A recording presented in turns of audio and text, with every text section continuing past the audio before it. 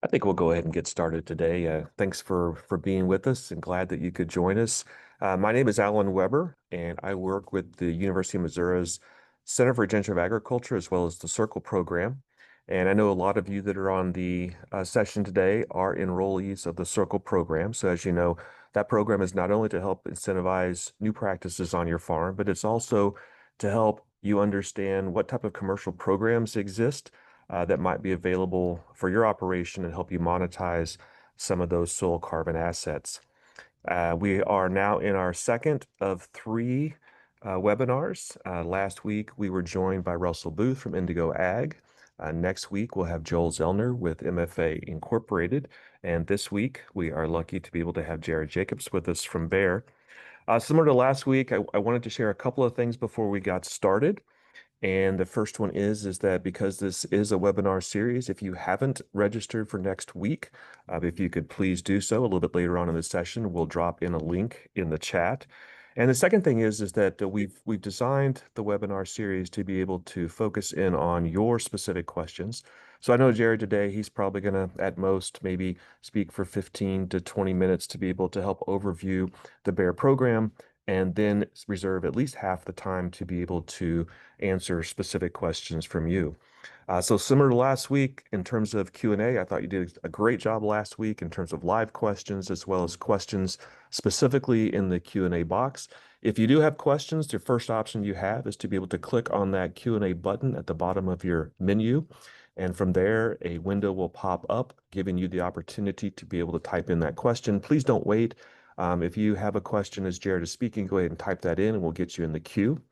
Alternatively, if you would like to be able to ask a question live, direct to Jared and kind of start that dialogue, right next to that Q&A button is a raise your hand button. Click on that. I'll be able to see it. And then as we have the opportunity, we'll be able to get you in the queue and I will prompt you to be able to unmute your mic and ask the question. So with that, let's go ahead and jump into our presentation today and be able to introduce you to Jared. Jared Jacobs is the Carbon Program Manager for the Bayer Carbon Program. And in his role, he works to develop impactful program offerings for growers such as yourself that are adopting new practices on your farm. He's a local guy, so to speak. Jared lives on his family's farm in Drexel, Missouri. So with that, Jared, if you could take it away. All righty. Thank you, Alan. Good afternoon, everybody. Like Alan said, I'm Jared Jacobs, Carbon Program Manager with Bayer. Drexel, Missouri, for those of you that don't know, is probably about an hour south of Kansas City. So I live right on the state line. Train tracks kind of split the town between Missouri and Kansas, and thankfully I'm on the Missouri side of that line. So I'm with Bayer Foreground, with the Bayer Carbon Program. Wanted to visit with you guys about the program, what we have to offer, mostly just to educate, let you guys understand what it is. Use this as a tool in your arsenal if you look at going into a program to know the differences, to know what's out there, and make the right decision if you decide to take part in a program. So what I'm going to do, I'm going to walk through our program, going to walk through the details, how payments work, how the program's structured, how to become eligible. And then, like Alan said, should have a lot of time at the end for questions and comments and anything you want to learn about within our program. Go ahead, next slide, please. So I want to start with the principles of what the Bayer Carbon Program looks like. We've tried to keep it as simple as possible, try to be straightforward in what we offer. So that first one there was certain. Last week, if you guys were on here, you heard about Indigo, know how Indigo pays on the payment, pays on the sequestration, the actual payment of the carbon credit. Bayer does it a little different. We pay on the actual practice. So we pay on a per practice basis on what you're able to implement on the field or have recently implemented on the field. So it's not based on the tons, not based on the yearly sequestration rate. We do that mostly for simplicity, to help to where a grower, when he signs a contract, when they enroll in a program, they know what to look for a payment. They know what to expect. And since it's a continuous agreement that we have, that payment stays consistent throughout the entire lifespan of the contract. We're also simple. We've tried to, like I said, tried to stay as simple as possible.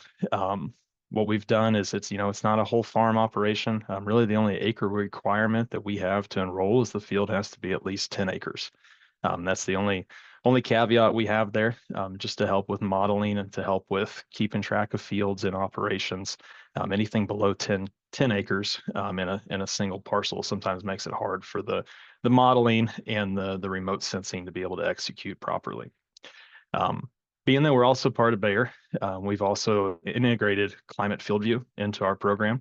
So all of our field boundaries, all of our mapping to date runs through climate field view.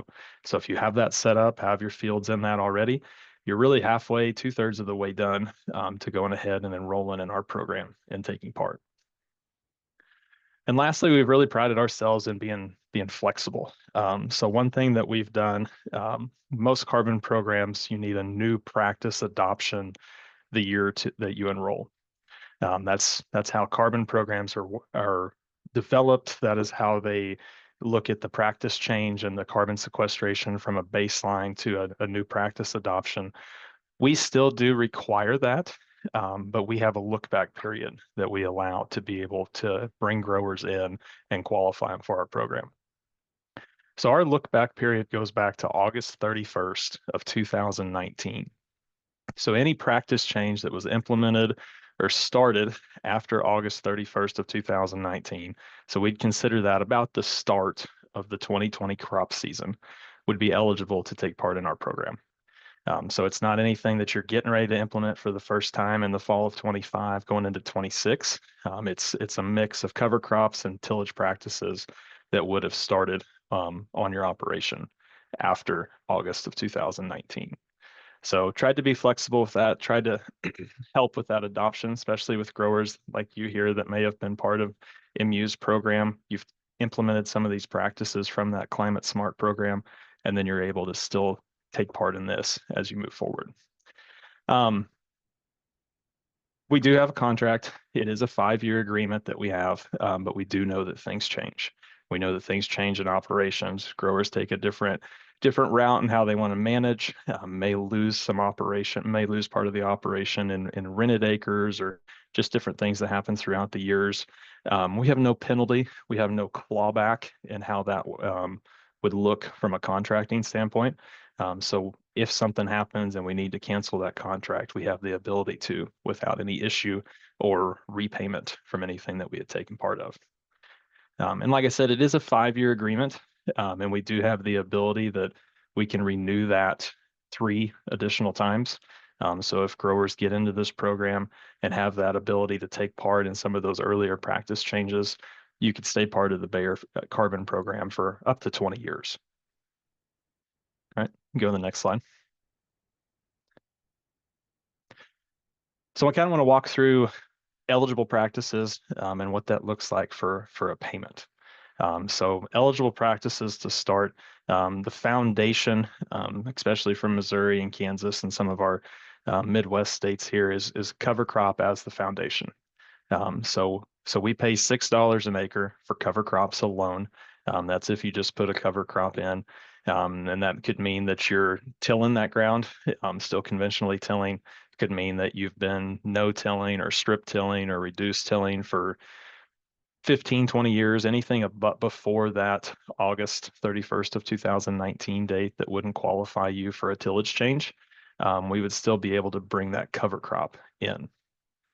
Growers that recently have adopted no-till, strip-till, or reduced-till, and then are implementing a cover crop as well, would be able to receive two practice payments there of $6 an acre.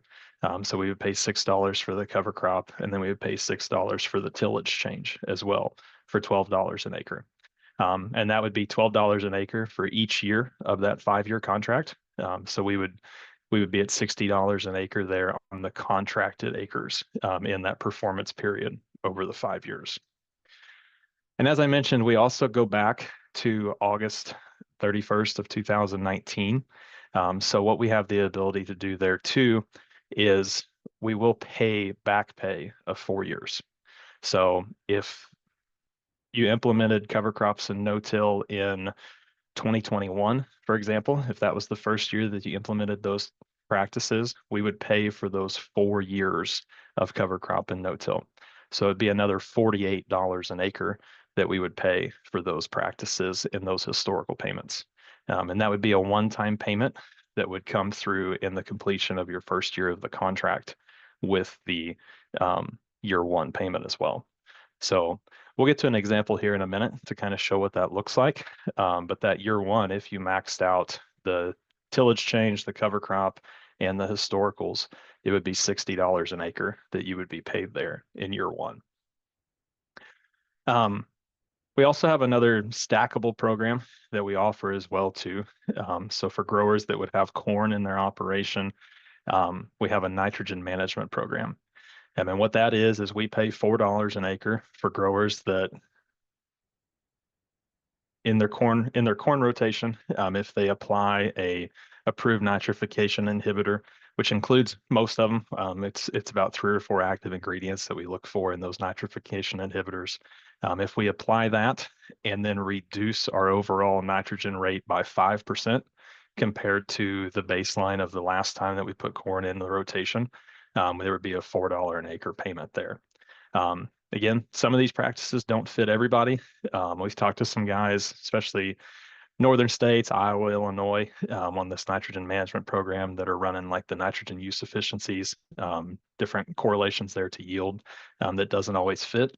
But it's any of those changes there, even in that historical look back, if you made some of those changes, maybe you went variable rate, maybe you just split applications, started that, and was able to reduce your total nitrogen, we could go historical on that and look back for that nitrogen payment as well. Okay, go to the next slide. So a little bit of repetitive information here, but just wanted to show what the program looks like. So today we are in 28 states. So we cover all of the Midwest and the South. Have a pretty big swath there of growers that we work with and practices that we work to adopt across these states. Currently, we have 12 eligible crops in our program. So most everything that you're going to have here in Missouri should be covered. 2, depending on where you're at, we may not have today. One of those is alfalfa, and then the second one would be cotton. Those are on our list that we're looking at. Think we will see those as an eligible crop in 2026 to help with some of that additionality and new acres that growers could bring into our program. So we're always working to develop, find more avenues for growers to come in. And I think those are 2 things that will help a lot.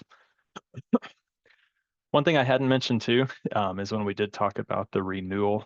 So if a grower completes a 5-year contract and decides to renew, we do have a loyalty bonus there of an additional $6 an acre.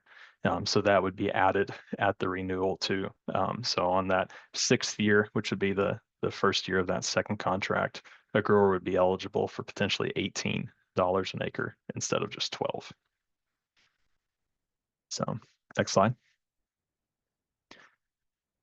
So this is what I wanted to go to really kind of help put the payments on a map, so growers are actually able to see kind of where the payments come from, and what it really looks like. Like I said, being that we're paying by practice, we try to be transparent, let growers know exactly what they're looking at for a payment and an outcome when they agree to take part in the Bayer program. So for this example here, we've got a grower in Missouri that he's got 2,000 acres of corn and soybeans. Corn and soybean on this doesn't matter. It could be any of our 12 eligible crops that the grower has enrolled. So long as they're eligible, we can take part. So if you look here, the grower started his cover crop in 2022, and then we're looking at a 2025 contract signing date.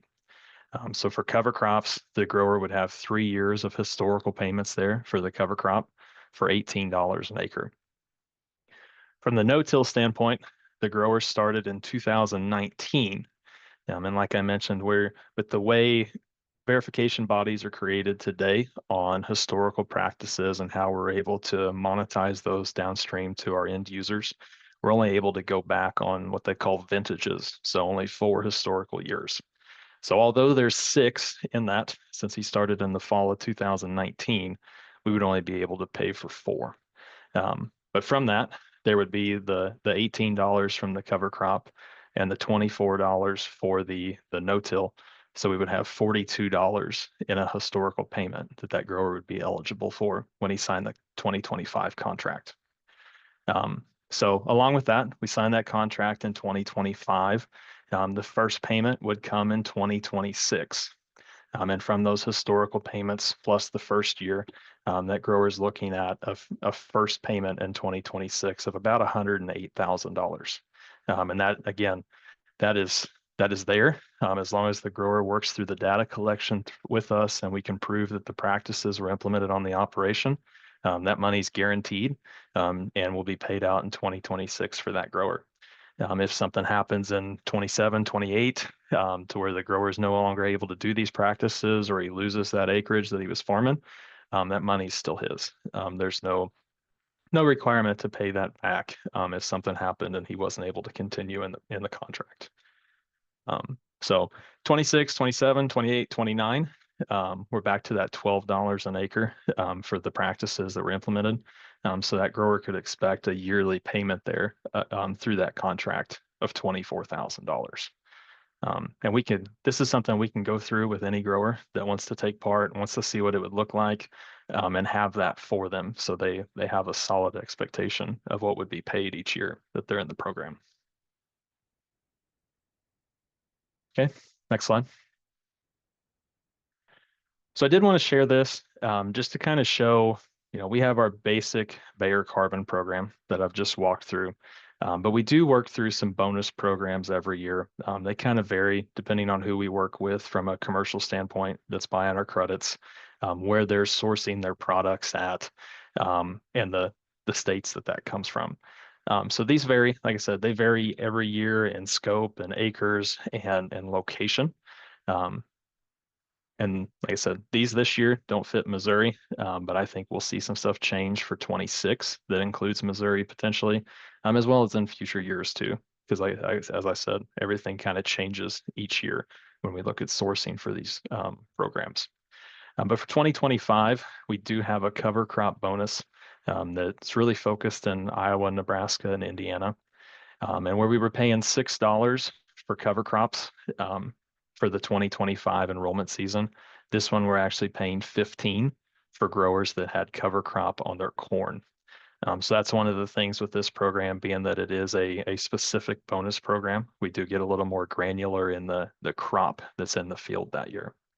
And then if the grower is attaching a strip till, no till, or reduced tillage practice to it as well, instead of that $12 an acre with the cover crop and tillage, it would be 20 on corn.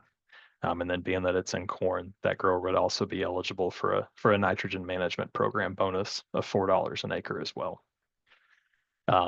And then secondly, another small one here, the one that kind of got me excited when I started this year is that we were getting out of corn and soybeans and seeing some demand from wheat acres as well too, is our commodity wheat bonus.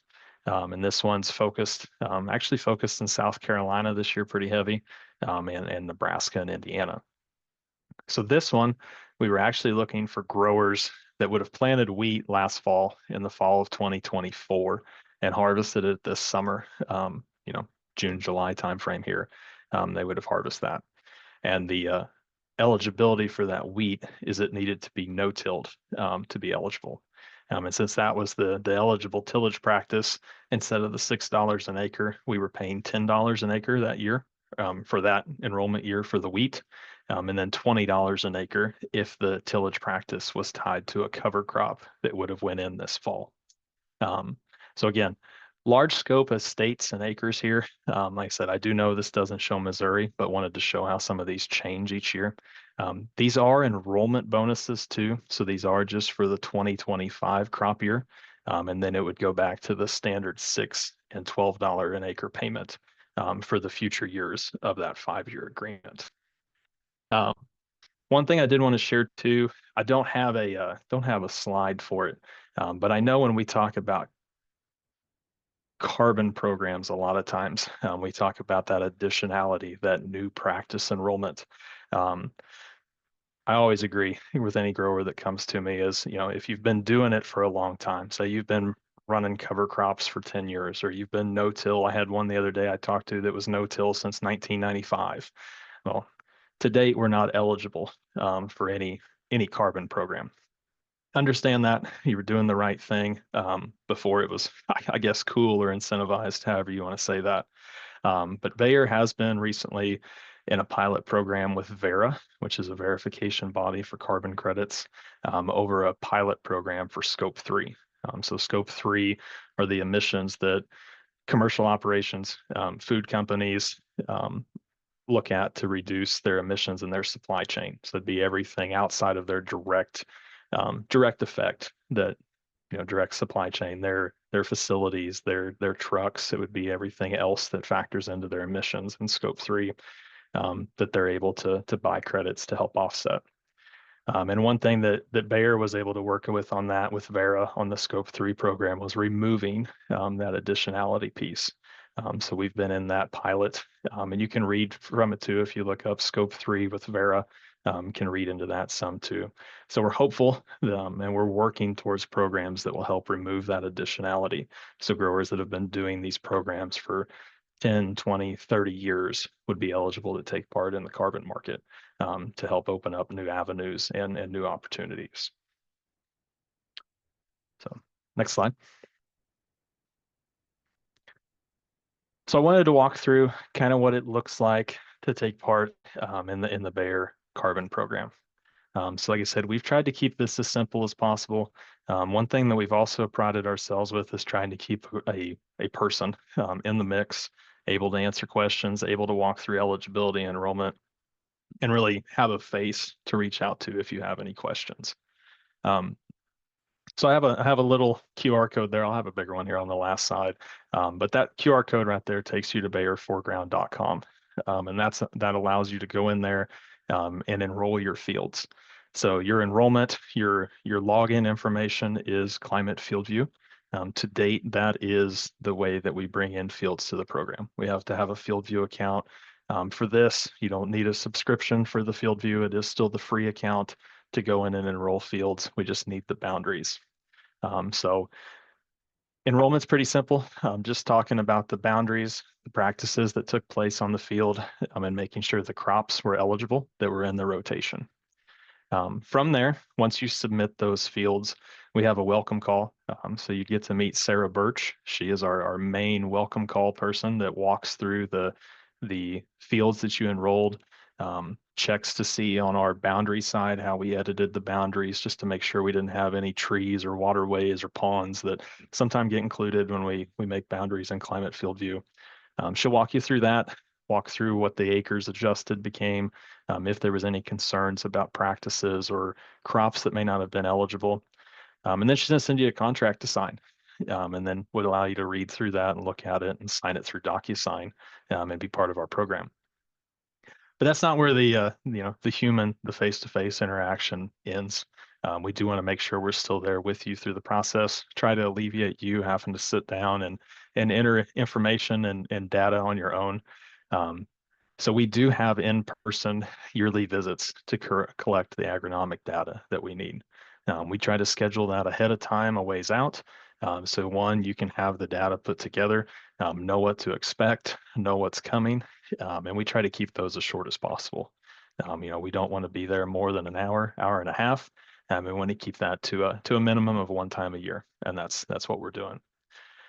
One thing we do as well with growers than their year one contract is we collect soil samples. That's nothing that you have to do, nothing that we want the growers out doing. We coordinate that with you to make sure we're okay to be on the field in the fall or the spring. I know, sometimes fall can be an issue with deer season in Missouri or any other type of late harvest too, potentially that we wouldn't be able to get out there. So we want to keep a good contact and coordinate that together to make sure that we're doing that at the right time. And then we'll also take a soil sample at year 5 when the contract is completed. And we use that to true up our model that we use and make sure that what we're seeing on our model for carbon sequestration is actually what's happening in the field from the physical soil sample. If you want that information as a grower, you're welcome to it. We can share the soil sample data with you. Would be organic matter and bulk density that we're pulling. But again, we want to be transparent. It's your data, it's your ground, your operation. And if you want that, you're able to have that. So everything there from data collection and soil samples would be something that would typically be done by March, April of 26 if you enrolled in the fall here. And then payment would come in the summer of 26. And it's we're paying growers. We want to make sure that we're transparent there, and every grower gets a payment every year. And you'll have a group of people to contact if you have any concerns or anything there when that comes forward. So next slide. So I wanted to walk through this briefly just to kind of show some of the other things that come with Bayer foreground. So like I said, we have tried to tie into Climate Field View, being that is our internal program. We know that a lot of growers have this that work with us, can make that easy to integrate the fields into our platform. We also have a dedicated team of agronomists that can help with any questions.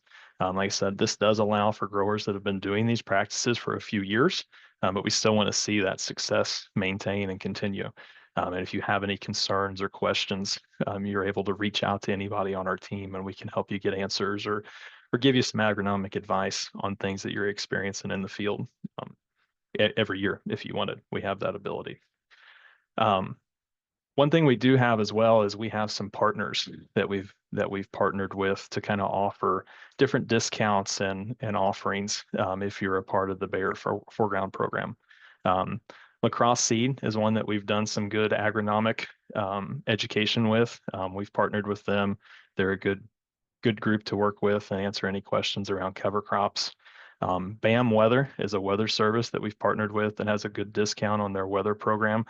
They also send out a lot of great information around seasonal weather forecasts, what they're seeing in weather patterns for planting season, growing season, harvest. They kind of move that around throughout the year.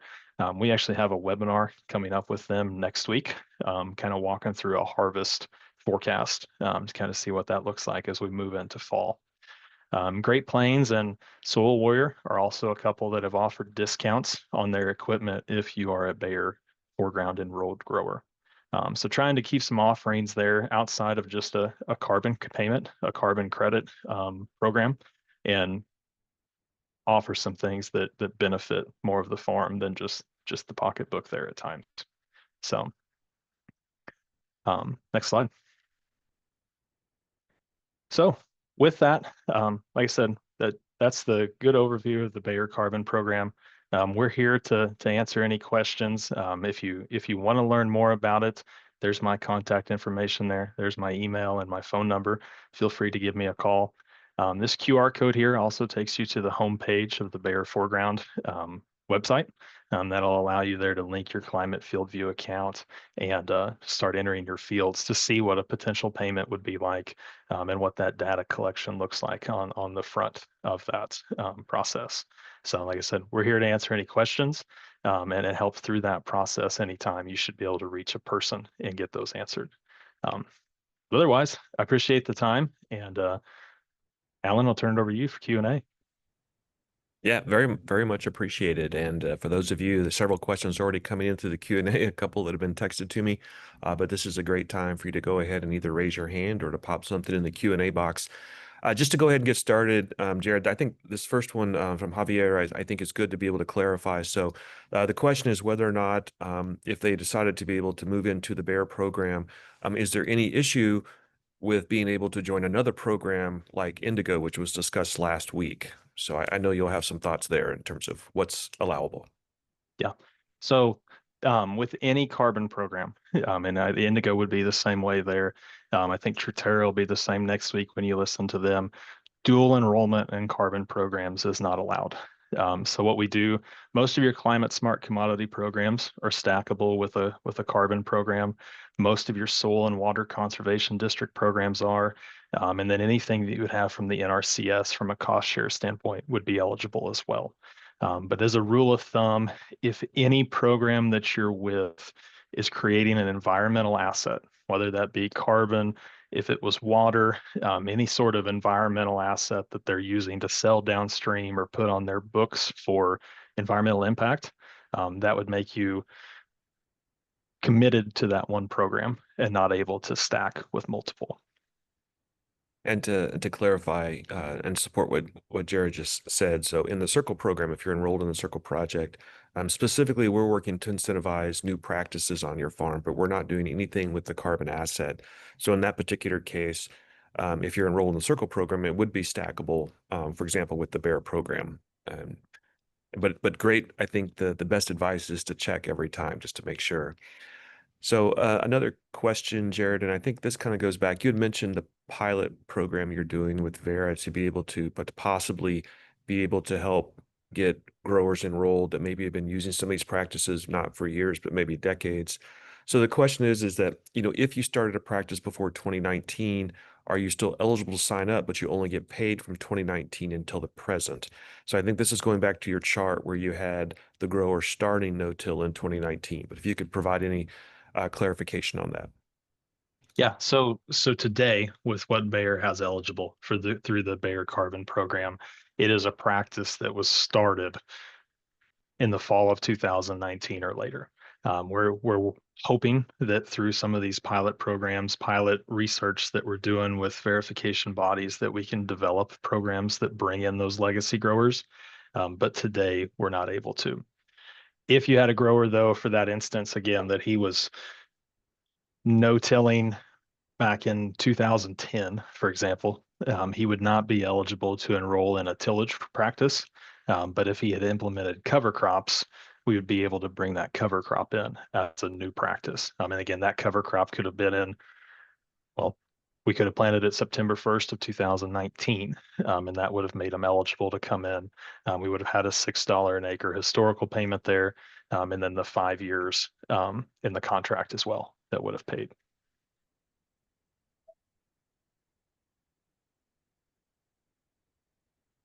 Yeah, so Jared, possibly follow up a text that came in was asking about the individual that maybe started the practice in 2019. So say they started cover crops and no-till in 2019. What types of data or information would be used for verification? Are you requiring information from the grower, or are you using, for example, remote sensing to be able to get that historical data? So we use some of both.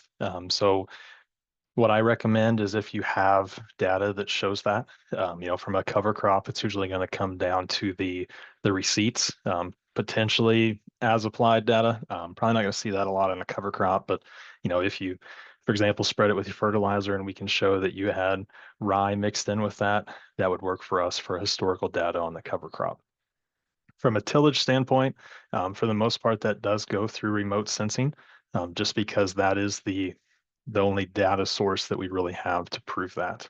Again, if there was, we need to go off of the residue. We need to go off the residue cover that we have on that, and satellite imagery for historical is to date really the only thing that we have. So now in season, excuse me, I will add in season with those soil samples. I should have mentioned this in the heart of the conversation there too. We will do soil samples and we will collect that data each year, the agronomic data that happened in season. And then that person that comes on farm and collects the data also does take a field photo of every field that's enrolled. And again, that's not the grower that needs to go take the photo. They do that April, May, June, for one, to try to catch the cover crop that was in the field, as well as to show the residue and the tillage practice that occurred out there.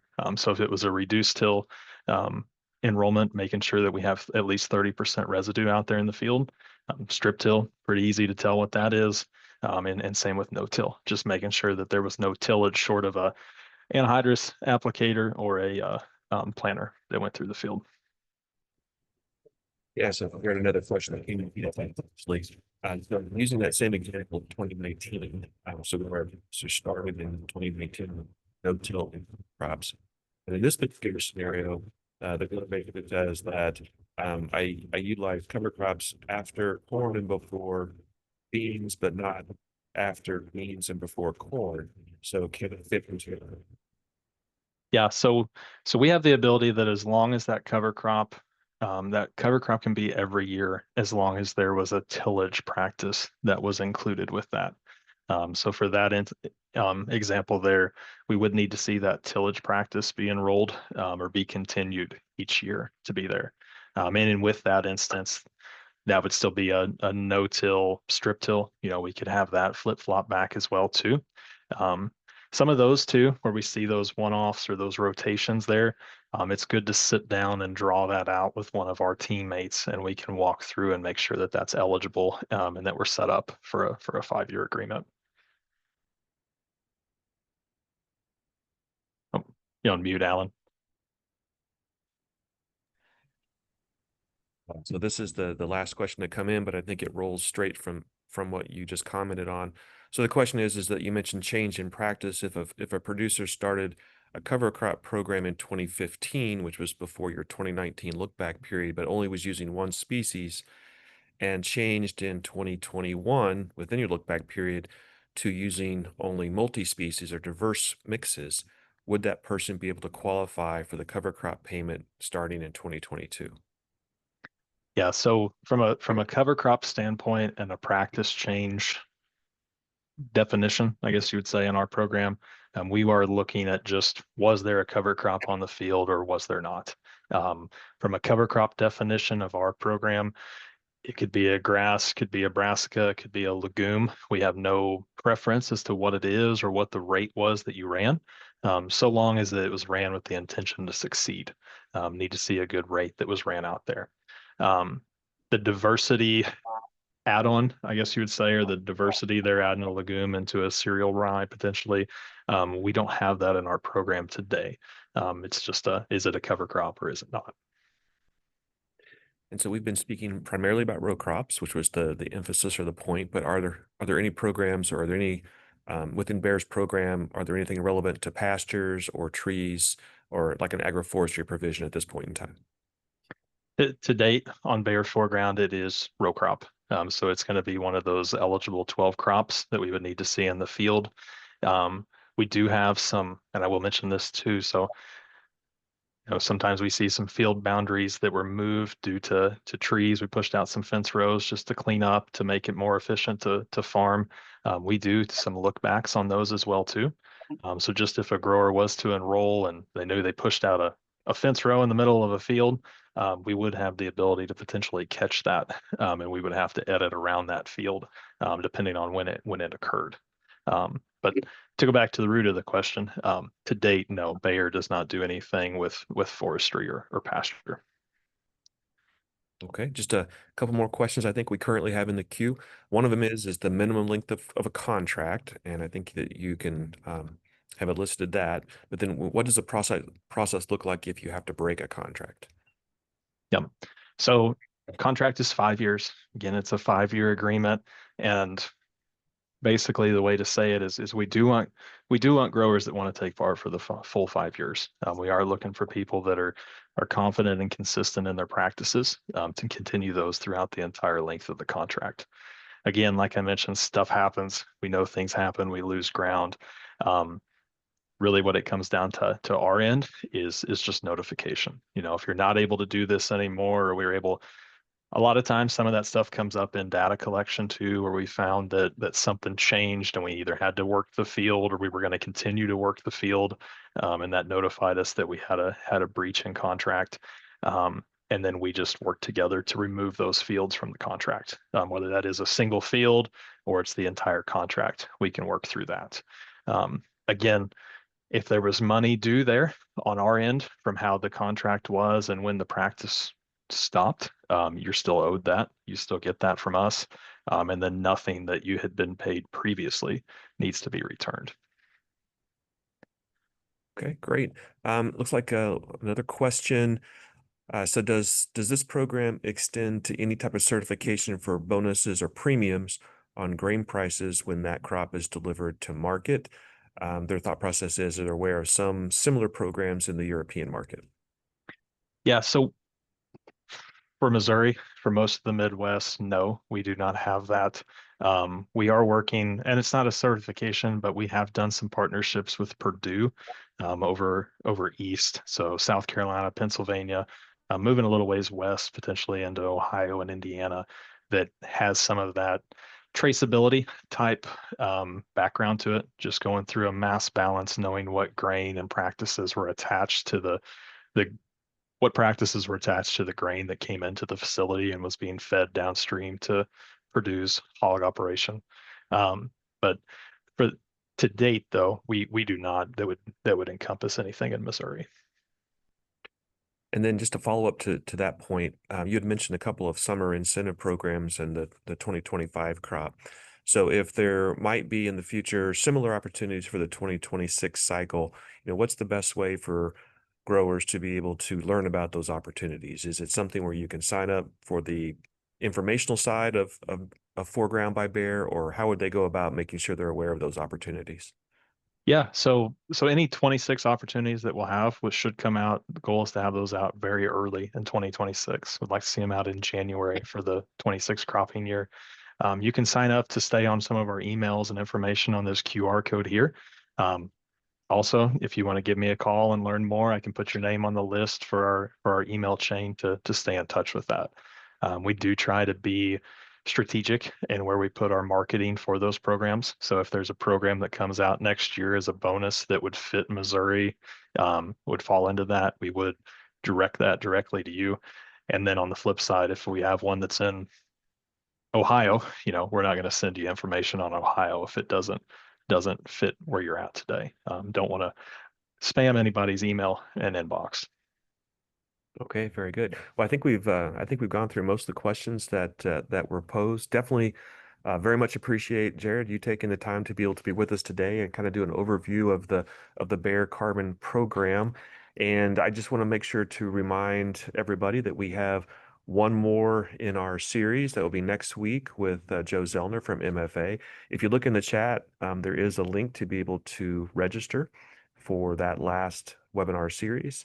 And there's also a link in the chat to be able to listen to the recording from last week. I guess I would just emphasize that, I mean, to me, today was great because it emphasized a couple of things. One of them is that there's some variability in terms of the programs. Last week, you heard about being paid on an outcome basis or a tons of carbon.